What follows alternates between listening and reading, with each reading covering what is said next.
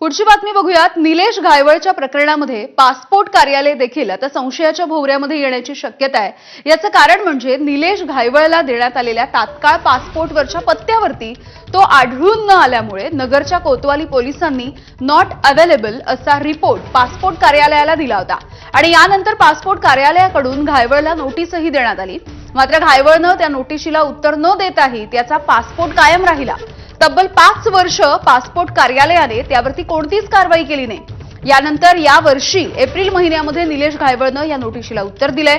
त्याने दिलेलं उत्तर पासपोर्ट कार्यालयाने स्वीकारल्याचं दिसतंय, कारण त्यानंतर त्याच्यावरती कोणतीही कारवाई न होता तो युरोपला निघून गेलाय। पासपोर्ट ऑफिसच वादाच्या भोवऱ्यात सापडतंय, कारण 5 वर्षांनी एखाद्या नोटिसीला जर उत्तर द्यायचं असेल, पासपोर्ट ऑफिस 5 वर्ष नेमकं काय करत होतं असे प्रश्न आहेत।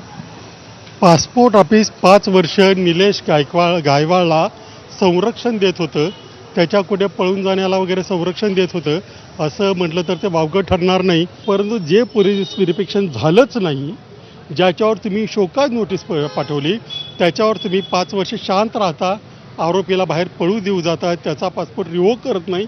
याचा अर्थ पासपोर्ट डिपार्टमेंटने निलेश घायवळच्या सगळ्या ज्या कृत्य आहेत त्याला सहकार्य केले असं म्हणता येईल।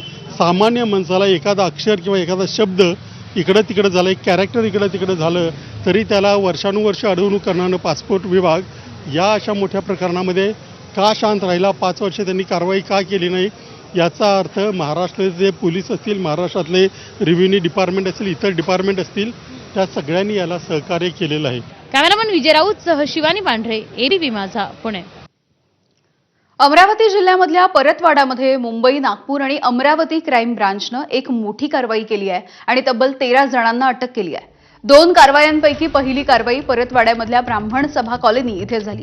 बाहेरच्या राज्यामधल्या अज्ञात इसमांना मुंबई, नागपूर, अमरावती ग्रामीण पोलिसांनी अटक केली आहे, तर दुसऱ्या कारवाईमध्ये कश्यप पेट्रोल पंप परिसरामधून इतरांना पकडण्यात आलंय। आरोपींपैकी एक जण लॉरेन्स बिश्नोई गँगचा सदस्य असण्याची शक्यता असल्याची माहिती सूत्रांनी दिली।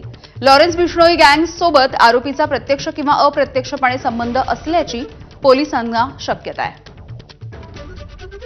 एका प्रहारच्या पदाधिकाऱ्यांच्या म्हणजे निकटच्या माजी आमदाराच्या निकटच्या पदाधिकाऱ्याच्याकडे भाड्याने राहू शकतात आणि कोणता आधार कार्ड न बघता किंवा कुठलंही काही न करता, हे निश्चितच धक्कादायक आहे। हरियाणाचे सध्या त्यांचं इन्व्हेस्टिगेशन चालू आहे।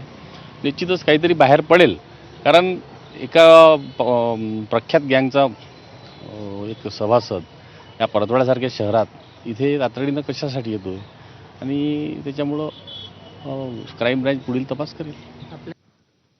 पुढची ब्रेकिंग बातमी आहे सोलापूरमधल्या चिंचोळी MIDC मधल्या